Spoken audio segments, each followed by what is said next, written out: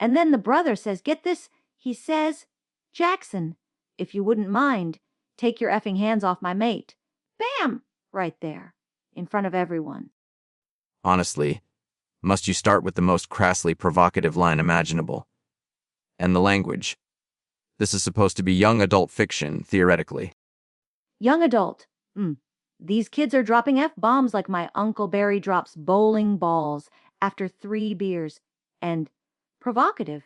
It's the whole damn point. She dumps the vampire boyfriend for his brother. It's like that time you said Wuthering Heights was just about bad weather.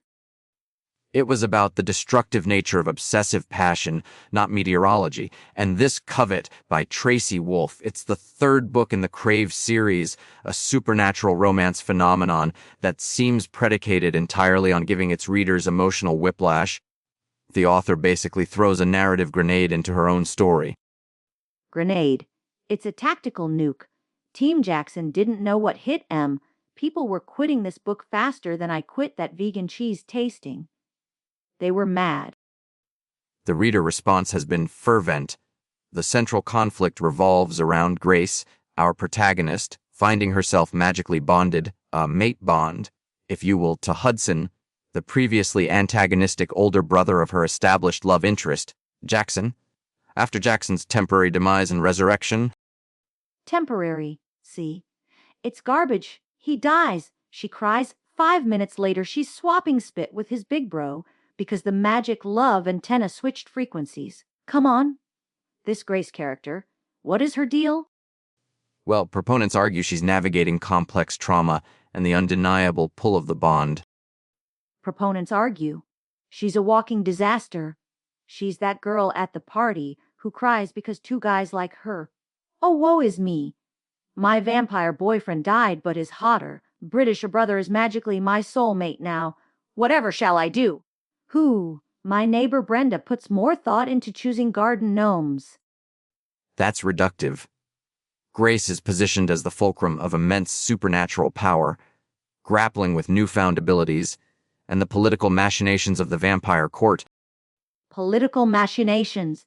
It's high school with fangs. And this Hudson fellow, okay, he's got the accent, the banter, the devil wears Versace vibe the reviewers wet themselves over. But didn't he, make people kill each other back in the day? Mass murderer. That's not a flaw. That's a parole violation. His past actions are certainly problematic. The narrative attempts to frame it as a consequence of war and power, suggesting redemption is possible. War creates monsters, Grace apparently says. Oh, Grace says, suddenly, she's the expert on rehabilitating homicidal maniacs because he's got good hair and calls her mate. Meanwhile, poor Jaxon, the original recipe boyfriend, is left looking like last week's leftovers. They say he's colder than an Alaskan winter. But who wouldn't be after getting dumped for their own flesh and blood? Team Jaxon got robbed. Some fans think they're going to make him gay just to get him out of the way. That Jaxon Flint speculation is alarming and, frankly, feels like a disservice if true.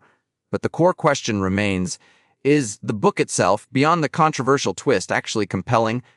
It's nearly 1,000 pages long, 1,000 pages of this angst. Compelling.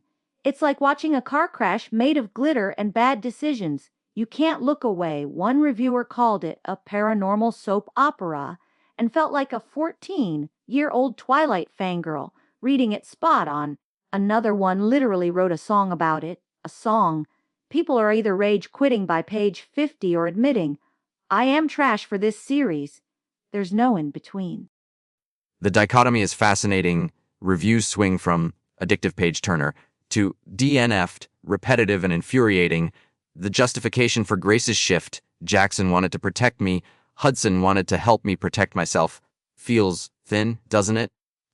Like justifying cheating because one guy bought you roses and the other bought you a self-defense class.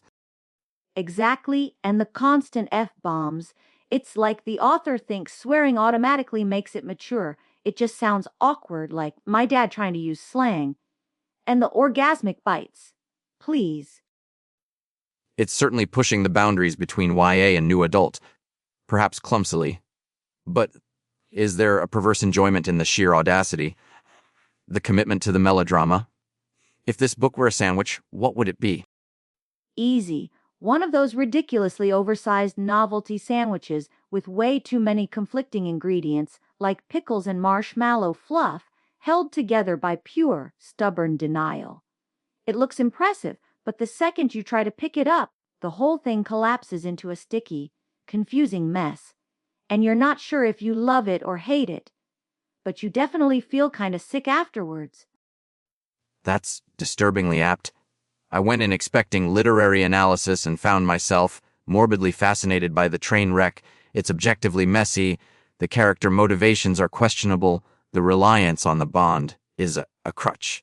And yet, Don't you dare say you liked it. Not after Wuthering Heights. I didn't like it. But I couldn't stop reading about it.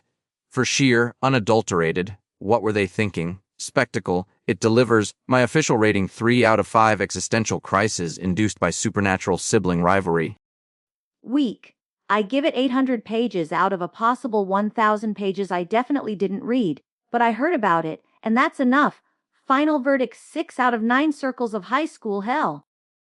That doesn't even make sense. Neither does dumping a guy for his brother because of magic. All right, folks, that's all the time we have for this dumpster fire.